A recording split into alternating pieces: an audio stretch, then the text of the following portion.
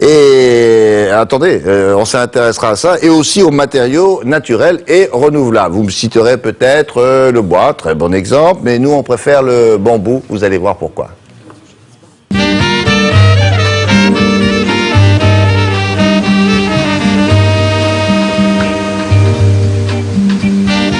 Même s'il peut atteindre 35 mètres de hauteur, le bambou n'est pas un arbre, mais une herbe de la famille des graminées, comme le gazon du jardin. Dans cette bambouseraie, près d'Anduze, dans le Gard, la plus importante d'Europe, on reconnaît toutes les vertus écologiques de cette herbe géante. La principale vertu qui lui est reconnue, c'est sa propriété de pouvoir se régénérer, de se renouveler très vite. Un bambou pousse très vite, certaines variétés peuvent arriver à pousser jusqu'à 1 mètre par jour.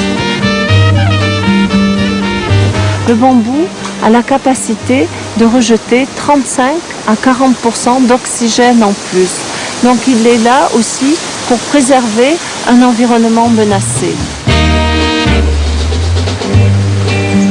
Il ne demande pas de pesticides, d'engrais chimiques. Là aussi, ça permet quand même de préserver le sol.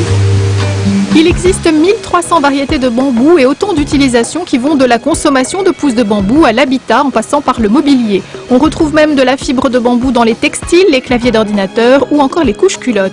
Restait à donner à un design plus contemporain ce matériau traditionnel, exemple avec cette ligne d'objets pour la maison en bambou laqué.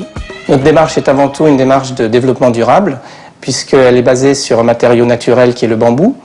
Elle montre une équité sociale. Nous travaillons directement avec des villageois spécialistes du bambou dans des villages du Vietnam. Donc il n'y a pas d'intermédiaire, ils sont très bien rémunérés puisque nous les payons directement. Tous nos produits sont faits main, il n'y a pas d'usine, c'est la particularité de travailler cette matière. C'est à partir d'une machette, vous coupez le bambou en fines lamelles. Ces lamelles sont ensuite courbées les unes autour des autres, toujours manuellement, sur des moules qui sont souvent en pierre.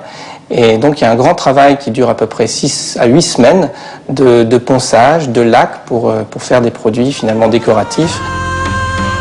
L'intérêt d'utiliser le bambou dans le parquet, c'est avant tout que, au niveau de la déforestation de la planète, c'est vraiment une alternative pérenne. Ensuite, le parquet en bambou est très dur, il est à peu près 25% plus dur que le chêne, qui a un intérêt technique également. Et puis il a une douceur qui est très agréable pour des endroits comme la chambre à coucher, la salle de bain.